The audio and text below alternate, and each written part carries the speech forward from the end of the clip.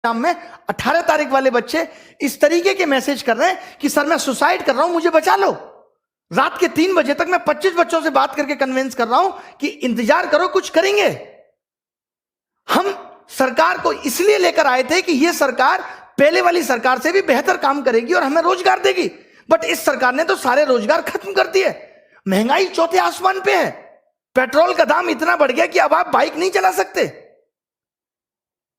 रसोई गैस की कीमत इतनी बढ़ गई कि वापस अब चूल्हे पे आना पड़ेगा। एक तरफ तो आपने कमाने के साधन छीन लिए, एक तरफ आपने हर चीज का मूल्य बढ़ा दिया और आप कहते हैं हम करप्शन करते नहीं, और जनता कहती है ये सरकार बहुत अच्छी है। 2019 में इंडिया करप्शन के स्थान पे 80 नंबर पे थी और 2020 में वही 86 नंबर पे हो गई। मैं पूछना चाहता हूं, अभी तो जांच बैठी नहीं, तब 6 अंक आगे निकल गई। जिस दिन जांच बैठेगी तो पता चलेगा ना कि करप्शन हो कितना रहा है। क्या बिना करप्शन के वैकेंसी खत्म हो गई? एक सीट कम, जो सीट है उस पे भी करप्शन, एग्जाम टाइम से लेंगे नहीं, पेपर सही बनाएंगे नहीं, पेपर में क्वेश्चन गलत डाल के भी 100 रुपए वसूलेंगे, उसको भी पैसा वसूलने का धंधा बनाएंगे। एक साल में 2 रिजल्ट एक साथ देंगे, बच्चे को कंफ्यूज करेंगे कि तुम 18 भी भरो, तुम 19 भी भरो, उसे उलझाए रखेंगे। रिजल्ट इतना लेट कर देंगे ताकि वो बोल ही ना पाए, टूट जाए।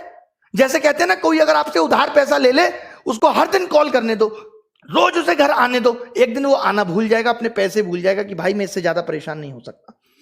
कल इन्होंने रिजल्ट दिया और मार्क्स के बारे में बोल दिया बाद में देंगे। अब ये पता है मार्क्स कब देंगे? ये मार्क्स देंगे 3 महीने बाद, जब आप लगे होगे 2020 की तैयारी में, आपका ध्यान 2020 की तैयारी में होगा, आप कुछ कह नहीं पाओगे। अरे कब तक सहेंगे हम? अब युवाओं की हुंकार लेके रहेंगे रोजगार। अब अगर रोजगार नहीं मिला ना तो देश स्तर पे उठा लेंगे, इससे ज्यादा मैं कुछ नहीं कह सकता। हमारी मांगे क्या है? आज ये वीडियो बहुत महत्वपूर्ण है। मैं उन सब लोगों का दर्द बयां कर रहा हूं जो 4-4, 5-5 साल से तैयारी कर रहे हैं और आपकी एक गलती की वजह से उनकी जिंदगी खत्म हो जा रही है। एज रिकॉग्निंग इशू लगातार 2015-16 तक एज अगस्त से काउंट होती थी। अभी कोरोना काल था, आपको छूट दे सकते थे, लेकिन आपने फिर से 1 जनवरी से एज काउंट कर दी। नहीं होने देंगे, आपको अगस्त से वापस काउंट करनी पड़ेगी। एक छोटी सी गलती, अभी जो लोग नए जुड़ेंगे, जिनको पता नहीं है एसएससी के बारे में, मैं उन लोगों को बता दूं कि ये एक मेंस के पेपर को 3 दिन में लेते हैं, 15, 16, 18। 15-16 का पेपर ये नॉर्मल बनाते हैं, 18 का पेपर ये इतना हलवा बना देते हैं जिसमें बच्चों के 200-200 नंबर आते हैं, 190, 195। अब जब ये नॉर्मलाइजेशन करते हैं तो वो सारे बच्चे बाहर हो गए। अब आप एक बात बताइए, जिस बच्चे का नॉलेज बहुत अच्छा था, जो खुद से 200 नंबर ला सकता था, जो बच्चा खुद से 200 नंबर ला सकता था, वो अपना पेपर 1.25 घंटे में करके बैठ गया, तो आपने उसका स्किल कहां टेस्ट किया? वो तो पौना घंटा उसका बर्बाद हो गया पेपर के अंदर। और अब आप कह रहे हो कि आपके जो 200 नंबर थे वो उन बच्चों के मुकाबले कम है और उनको आपने 160 पे ला दिया और उन किसी बच्चों का सिलेक्शन नहीं हुआ। ये कहां की इंसानियत है? अब आपको 2019 का 18 वाला मेंस दोबारा कराना होगा। लड़ाई उस मेंस को दोबारा कराने की है।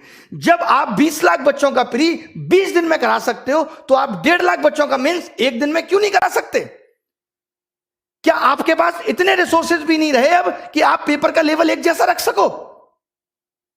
मतलब आपने एग्जाम का मजाक बना दिया है, क्योंकि आपको करप्शन करना है, और करप्शन को दबाना कैसे है? ये सबसे अच्छा तरीका है, क्योंकि जब बच्चा पेपर दे के आता है तो उछलता है हवा में, 190 का कराया, 3 महीने बाद रिजल्ट देते हो, उसका सारा हौसला टूट चुका होता है। 190 नंबर का 200 नंबर का 200 में करने के बाद भी अगर सिलेक्शन नहीं हो रहा तो इसके लिए कौन जिम्मेदार है? पिछले 2 साल से लगातार कट ऑफ 80% जा रही है, इसके लिए कौन जिम्मेदार है? कॉम्पिटिटिव एग्जाम में 80 नंबर कट ऑफ जाना कितना सही है? क्या आप पेपर का स्तर नहीं बढ़ा सकते जिससे आप उन बच्चों को भी सेलेक्ट कर पाए जिनके अंदर वास्तव में टैलेंट है? अगर एसएससी अपने एग्जाम में एबीसीडी देने लगे तो कैसे यह निर्धारित होगा कि कौन बच्चा जॉब के लायक है और कौन नहीं? अब सरकार से हिसाब मांगना पड़ेगा। अब हमें बहुत बड़े बड़े कदम उठाने पड़ेंगे। 2020 के लिए क्या कदम उठाने हैं?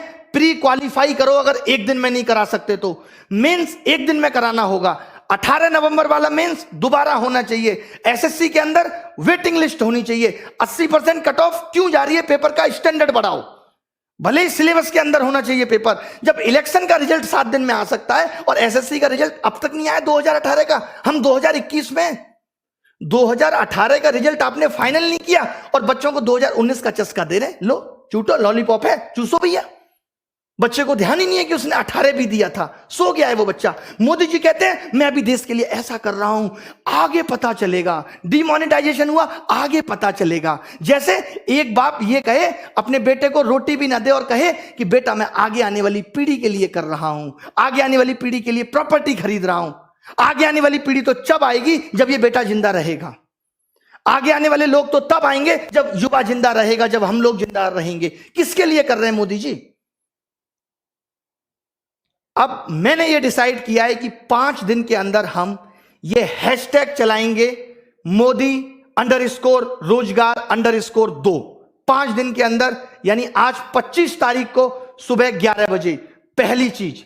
और जितनी भी आप देखिए, ये मीडिया जो है पारी हो रही है, ये दिखाती है। ये मीडिया श्वेता का ऑडियो वायरल हो गया, ये दिखाती है। ये मीडिया विनोद दिखाती है। ये मीडिया जोमेटो वाला सोनू दिखाती है। ये मीडिया तैमूर ने किस कलर का कच्चा पहना, ये दिखाती है। इस मीडिया को ये नहीं पता कि युवाओं का दर्द क्या है।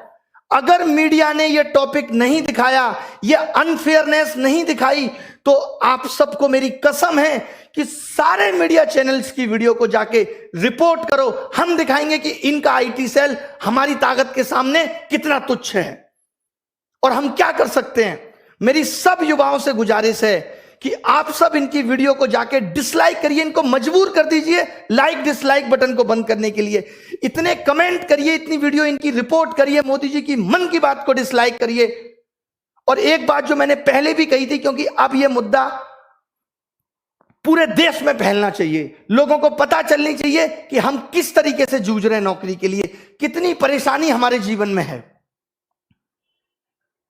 लोग कह देते हैं सरकार कह रही है ट्विटर ऐप भी बंद हो जाना चाहिए। वाह, कमाल की बात है। मतलब अब इस डेमोक्रेटिक देश में अपनी आवाज उठाना भी दुश्वार हो गया है। आप नहीं कह सकते, आप मर जाइए, आप सुसाइड कर लीजिए, आप जिंदा मत रहिए, बट आप अपनी आवाज नहीं उठा सकते। ये कुछ कुछ मुझे ऐसी बात याद आ रही है, जब मेरी गर्लफ्रेंड से कोई लड़का बात करता था तो मैं उसको नहीं समझा सकता, उस लड़के को जाके कहता था तू उससे बात मत कर। बहुत बढ़िया।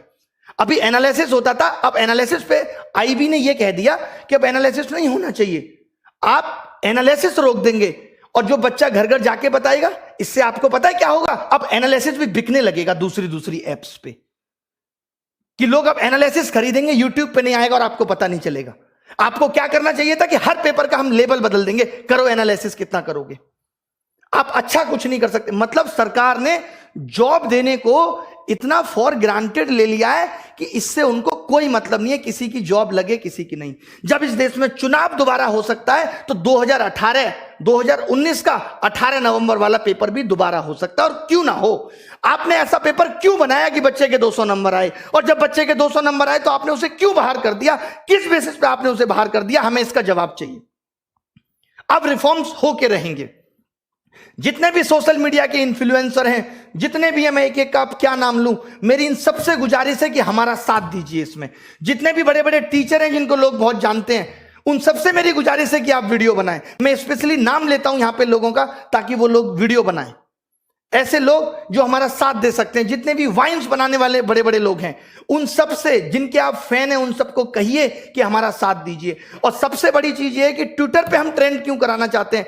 ट्रेंड तो ट्विटर पे एक दिन में खत्म हो जाएगा, कोई निष्कर्ष बहुत बड़ा नहीं निकलेगा। हम ये चाहते हैं कि इतनी ये बात फैल जाए, हम इतने इनके वीडियो डिसलाइक कर दें, इतनी बुरी तरीके से हम मीडिया चैनल को बॉयकॉट कर दें, इतनी बुरी तरीके से हम इनकी मन की बात को बॉयकॉट कर दें कि ये मजबूर हो जाएं कि हमसे बात करें। और जब ये बात करेंगे तो हम ये अपने 5 मुद्दे बताएंगे। बहुत बड़े मुद्दे नहीं है ये, बहुत बड़े मुद्दे नहीं है कि वेटिंग लिस्ट हो, as recognising issue sort out हो, 18 नवंबर मेंस फिर से हो, और 2020 में मेंस एक दिन में हो, और प्री क्वालिफाई करो। अगर आप एक दिन में नहीं ले सकते, क्योंकि हमें अब आपके नॉर्मलाइजेशन के तरीके पे बिल्कुल भरोसा नहीं है, कोई ट्रांसपेरेंसी नहीं है उसके अंदर। क्यों नहीं दिया आपने मार्क्स? 5 दिन के अंदर आपको मार्क्स देने होंगे। मैं एसएससी से ये गुजारिश करता हूं कि आपको 5 दिन के अंदर मार्क्स देने होंगे। मार्क्स तो आपके पास है ना? कितना टाइम लगता है अपलोड करने में? स्पीड नहीं आ रही, जियो की सिम भिजवा दें?